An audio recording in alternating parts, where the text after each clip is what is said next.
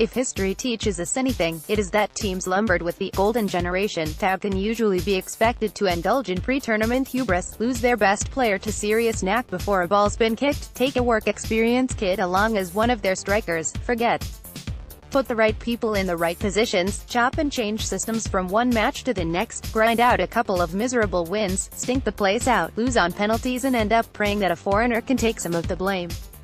It could be an opposition player, it could be a referee. All that matters is that the poor sod does something nefarious enough to attract heat from actually repressed Morris Dancing Fiver, who only usually reaches such levels of anger when someone points out that St. George's Day isn't a national holiday. All of which brings us to Belgium, who have so many top players that even idiots have had to stop referring to them as the hipster team. In many ways they are just like Sven's England, only there's a chance they might actually be good at football, and the pressure is on them to live up to the hype after slightly underwhelming efforts at the past two tournaments. They're unbeaten in 472 matches, won't have to face any striker as potent as Hale Robson-Kanu this time. Marouane Fellaini is ready to assume Andres Iniesta's mantle as the silkiest midfielder in Europe, and even the Fiver is familiar with most of their squad, so they must be doing something right.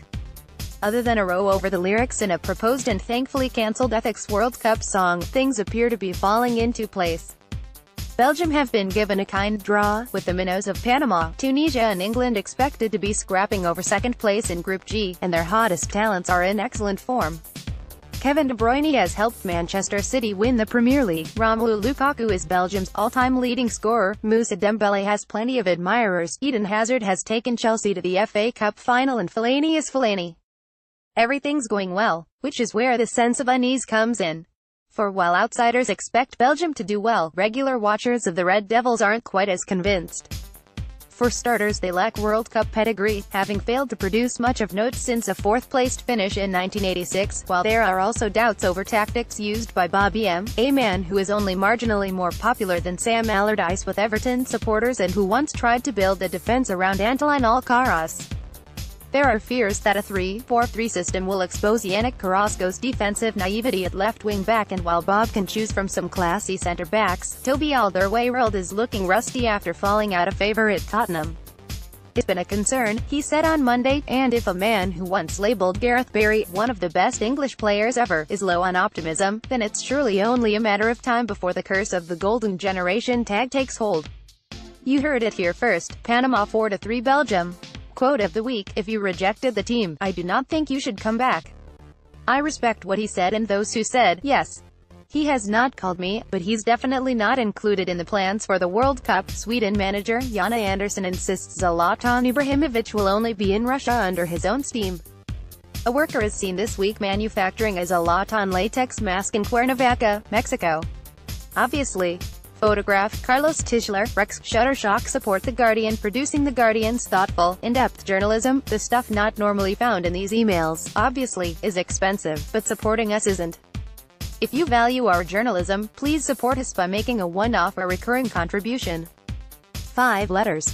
Police in Peru seizing 20,000 counterfeit Panini sticker albums with a street value of £250,000, the last week's World Cup 5. This would value each album at £12.50 each. Surely such a valuation can only have followed Peruvian Busy's recreation of Brendan Rodgers asking the Liverpool board to sign Andy Carroll for £35 million, Rob Bartlett. After spotting your allusion to Paul Pogba oscillating wildly last week, I spent a fruitless 5 minutes reading through the rest of the thing looking for further Smith's references. Clearly I have too much time on my hands.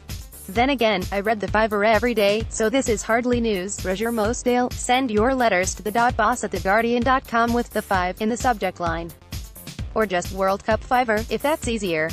And if you've nothing better to do, you can also tweet the Fiver. The recap: get the best of big websites coverage sent direct to your inbox every Friday lunchtime BST.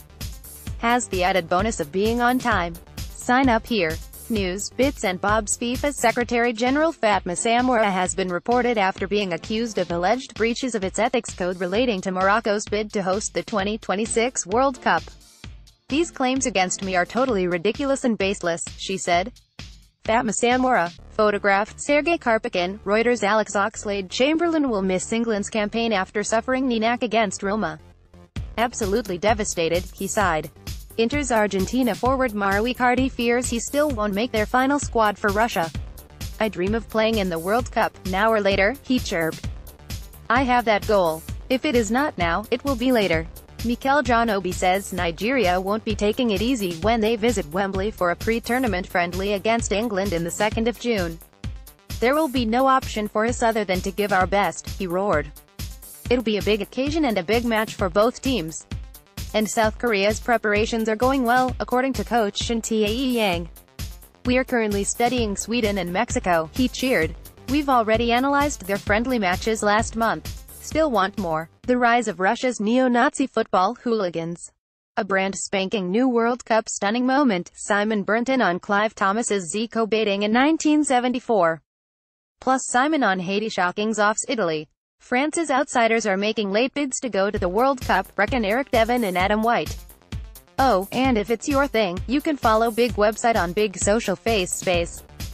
And Insta chat too. James Rodriguez, 2014, James Rodriguez, 2018.